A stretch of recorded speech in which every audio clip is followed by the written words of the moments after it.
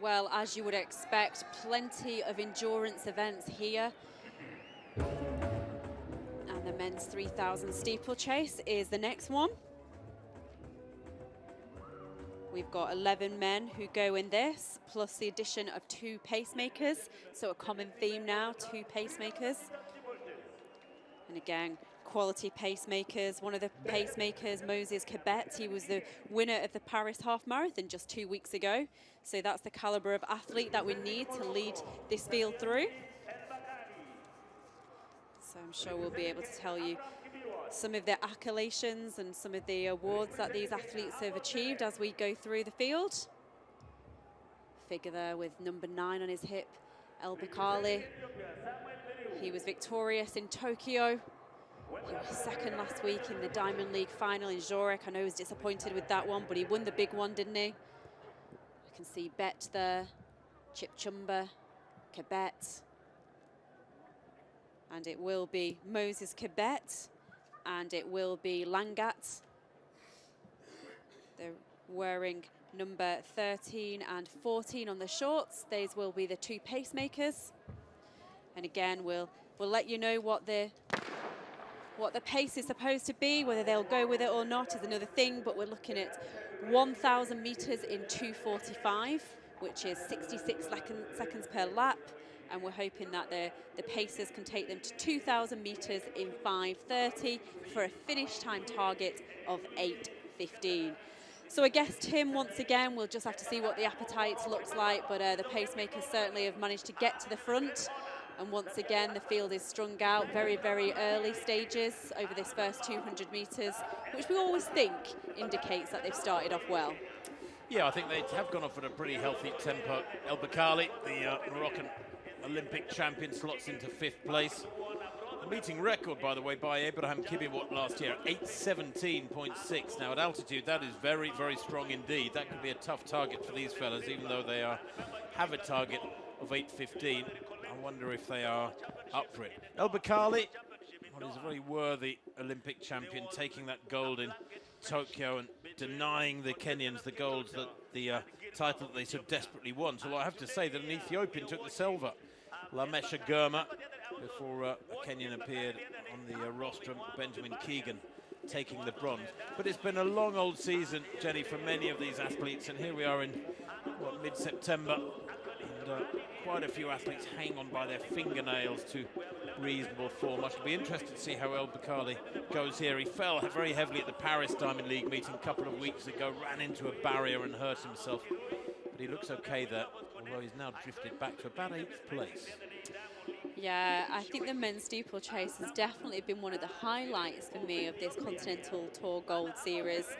Thinking back, wow, it was a long time ago now, wasn't it? It was the beginning of May when we had some of the meets back in America. We had Mount Sac and we had Eugene, didn't we? And it has been a feature of these tour events, and obviously very, very tough standards to try and qualify either ranking points or times for the World Championships and the Olympic Games. An 8:15, which is a target here, is very lofty. The best time in the world is actually from Benjamin Keegan, who actually goes in this race, 8:07.12. So 8:15 would just be outside the top 20 best times this year. So we'll try and give you an indication of what they go through the various splits in. But like we say, the pace seems to be very, very healthy. We're coming up to 1,000 meters here. We're looking for a time around about 2 minutes 45. And it's not too far outside that. We're looking around about 2 minutes 50. Yeah, which would be okay. It's something around 8:30, tempo slightly under, and I suspect it'll pick up in the final kilometre. El Bakkali doesn't look like he wants to help push on the pace, mind you. He does have the best flat speed of any of these men. He ran 3:31 for 1,500 metres earlier on this summer, El Bakkali. He's got a fantastic engine on him. But nobody's really up on the shoulder of the pacemaker, are they, as they head down the back straight just before halfway. I might cast my mind back to that win from El Bakkali in Tokyo. Jenny, he won pretty comfortably. He was about a second and a half ahead of Girma this silver medalist, and he's celebrated so much because he's been so near yet so far on several previous occasions. He was 4th in Rio, 2nd in London 2017, took the bronze medal in Doha at the World Championships in 2019, but he got it right, so right, in Tokyo, and he now moves up into 6th place. He's a nice looking mover. Yeah, you've talked about that 1500 metre speed. He's also run a personal best this year over the 3000 metres, one of the fastest times in history, 7:37.18. And you know, the Kenyan athletes have really been dominant at this event. In Tokyo, he actually became the first Moroccan Olympic champion since El Garouge in 2004. That was over the 1500 metres. And an interesting statistic, and we were trying to work it out, and we've gone back and we're like, yeah, it's true. He put an end to the 37-year dominance by the Kenyans in the 3000 metre steeplechase in Olympic history. So the last time somebody won the steeplechase who wasn't Kenyan before this year was 1980. Absolute dominance in that event. So well done to El Bakkali for breaking that deadlock, giving a lot of people hope, I'm sure. But look, the Kenyans have been so dominant in this event, and when we've seen this meeting here in Nairobi and some of the talent that's coming through in all of these endurance events, well, is it any wonder? Well, they go through with 3 laps to run. El Bakkali just in the back of that quartet, beginning to get away. Kibiwot, Serem, Bayo, and El Bakkali will be looking to use his renowned speed. Now back to this men's hammer throw final. Kokan, Mikhailo Kokan of Ukraine, opened his account with a no throw. Then he threw 74-75 with his second round effort. Putting him in 3rd place as they go into the 4th round. He had a no throw in round 3.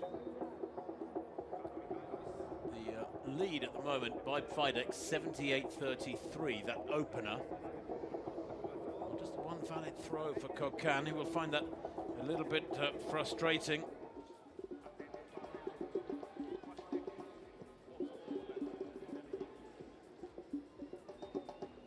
Well, back to this steeplechase, and we have got a front group of 5 competitors now. Serem there, taking the lead. Kibiwot, El Bakkali, just moving down the list, seeing who else is still there. Bayo.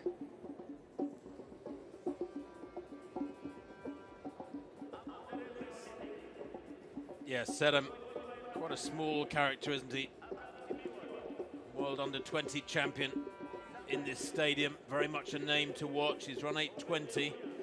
That was actually on the 3rd of July at the Kenyan Championships, but he won the World Under-20 title here just recently with 8:30. And the fact that the 19-year-old is leading here suggests he's not scared of anybody, not showing any undue respect to the athletes behind him. Kibiwot, who's just been passed by El Bakkali, the Olympic champion, in 3rd place. He's the Commonwealth silver medalist from 3 years back. And they reach the bell there, Jenny, in about 7:19, 7:20. Yeah, well, the pace hasn't picked up much, has it? But it does look like it is going to come to a sprint finish. And we've already talked about that flat speed that El Bakkali has. Let's see, with 300 meters to go, there we go. For the first time, he hits the front. Yeah, looks strong, doesn't he? Although Serem responds immediately, the World Under-20 champion. And Bayo is there as well. Serem back in 4th place, actually. It's Bayo in 2nd place.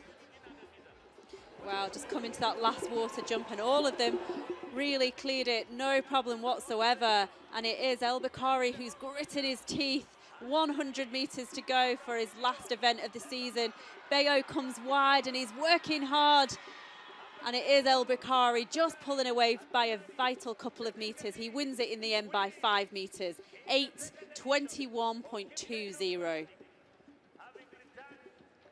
Well, he did enough and no more, El Bakkali, and he is out on his feet. Don't forget, he is a 7:58 performer. He's run well over 20 seconds quicker than that, but the altitude and I think the accumulated fatigue of a long season, that he can finish off with a victory in the home of the steeplechase, the home of heroes, of course, this stadium. You can see the writing there, top left of picture is what it says, loud and proud, above the rim of the arena. El Bakkali there. And I was just making sure that they hadn't lapped anyone. No one needs to clear that barrier, do they? But no, they don't. And he can't wait to have a sit down. He's using the barrier as a chair. And the celebrations of a fantastic 2021 season now begin.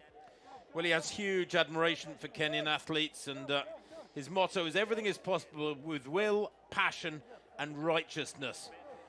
In Tokyo became the first Moroccan Olympic champion since Hisham El Garouj in 2004.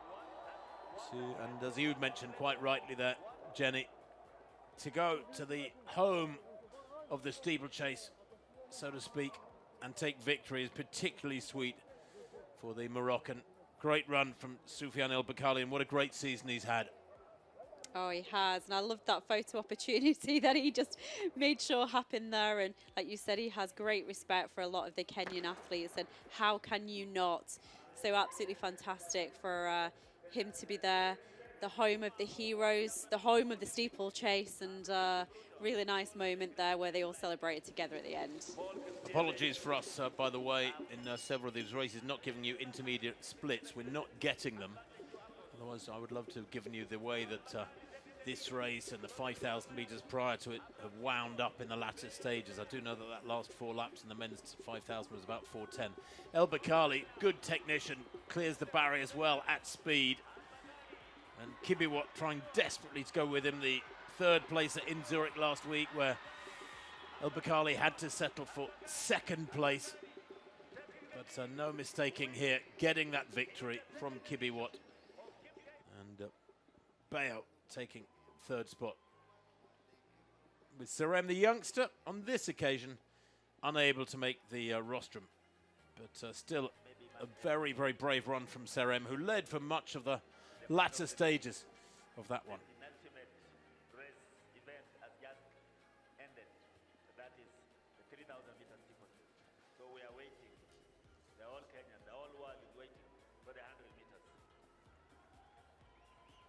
Well, acknowledging the applause from the dignitaries gathered and the very small number of spectators in this stadium is El Bakkali.